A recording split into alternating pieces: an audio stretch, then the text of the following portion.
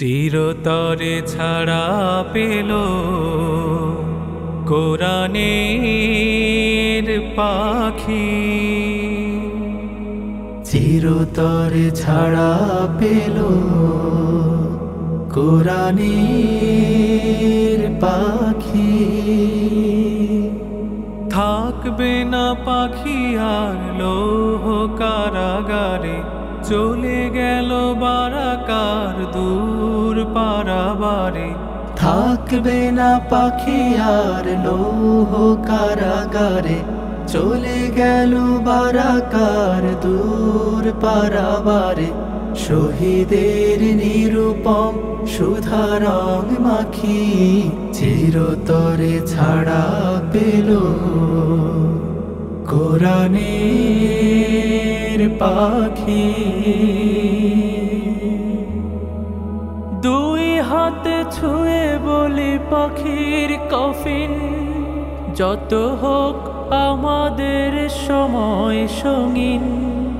দুই হাতে ছুঁয়ে বলি পাখির কফিন, যত হোক আমাদের সময় সঙ্গীন। অবসান ফু দিয়ে ইসলামী ছাত্র শিবিরকে উড়িয়ে দেওয়া যাবে না। রাজধানী থেকে শুরু করে প্রত্যন্ত অঞ্চল পর্যন্ত সর্বত্র শিবির ছড়িয়ে আছে। ইমানদার মুসলমানদের কলিজার ভিতরে শিবিরের জায়গা। আলহামদুলিল্লাহ বলে বিড়ালের মতো 500 বছর বেঁচে থাকার কোনো লাভ নাই, সিংহের মতো 1 ঘন্টা বাঁচতে চাই। আমি দেখতে পাচ্ছি বাংলাদেশের ভাগ্য আকাশে উত্তর গগনে কালো মেঘ জমা হয়েছে, ঝড়ের পূর্বাভাস লক্ষ্য করছি।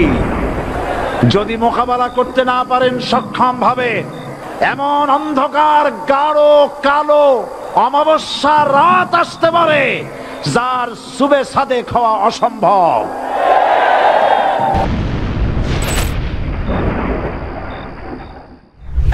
बर्बाद गुलिस्तान के लिए एक ही उल्लू काफी है। गुलिस्तान की हर शाख पे उल्लू बैठे हैं, फिर अंजाम गुलिस्तान क्या होगा। ফুল বাগানের ধ্বংস করার জন্য একটা হুতুম পেঁচা যথেষ্ট, কিন্তু হুতুম পেঁচা বসে গেছে প্রত্যেক ডালে ডালে। ফুল বাগানের অবস্থা কি হবে আল্লাহই জানে। আমি আল্লাহর নামে কসম করে বলছি, আল্লাহ